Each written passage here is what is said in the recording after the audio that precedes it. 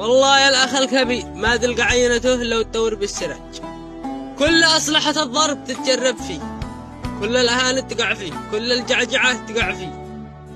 يصير يتعلم مع الناس، يكتوبه ويغلب ويذهب من أجل أخوته ويعز أخوته، وكل ما معه يتلهلوا لأخوته.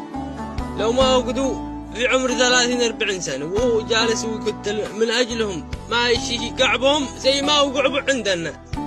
وفي الأخير يجي يقول لك أخوتك أرجل منك، جمعوا وفعلوا اخراس. والله ما تدي نفس وده ولا تتصرف مصروفه ولا تكرم في اللي ما يكرمه. يقول لك ما استرجمع من الجمع منين وكل ما وقعوا تتلهم ولا فعل أي حاجة، كلهم يشوفوا بشق عينهم، ولا الثاني أخوتها الصغر ما يحاكوهم إلا هو. لا تلوموش الأخ الكبير، لا تعقق منكم يا صغر، لا تلوموش منكم، احترموا أنفاسكم واحترموا أخوكم الكبير. تعب وتبهذل من أجل لا تصيروا أنتم عند الناس تبهذلوا.